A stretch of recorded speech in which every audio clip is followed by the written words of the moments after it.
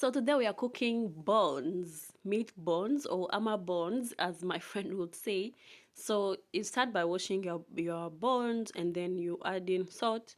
Me I added in some garlic because crushed garlic because I wanted like it to have a good smell. Yeah.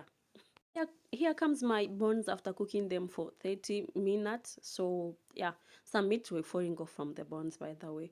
So now what we are going to do, we are going to remove meat from the pot, separate meat with the meat broth. Yeah. Then here comes my carrots, onions, green pepper, some chilies if you want, and then some tomatoes. Nothing much to be honest.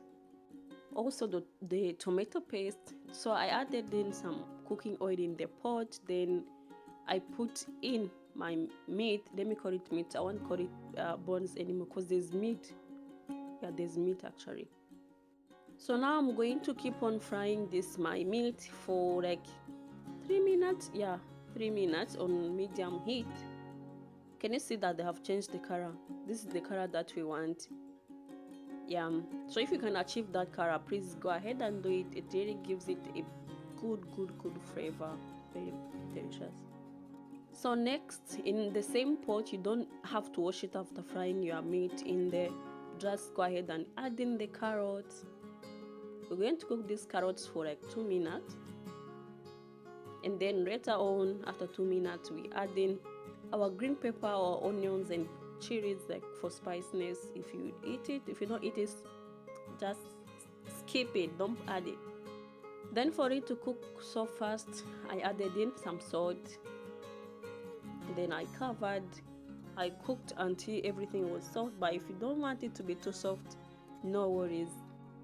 And so someone can be like, oh, why are you cooking buns? My dear, this is a delicacy. It's so delicious, guy. In my country we don't eat this, but because I saw my Zimbabwe friends cooking this, I was like, yes, I'm definitely going to cook this because it was so good. I tasted it and it was so good. So when now our our onions and carrots are soft, now I went ahead and added some tomatoes. So I covered, let it cook, and in the middle I kept on opening the pot to just mix to make sure that the things are not sticking on the pot. So now my tomatoes are soft enough, so I went ahead and added in some tomato paste. So now I'm going to be mixing this tomato paste for like 1.5 minutes, and then I added back my meat in the pot. So we're now going to mix for like 2 minutes, then we now add back our meat broth and maybe a little bit of water if you feel like the broth is not enough to make the soup that you want. So this food is mostly eaten with salsa and some maybe green vegetables. So I also did the same. That's what I did, guys. Trust me, call me Minister of International Culture.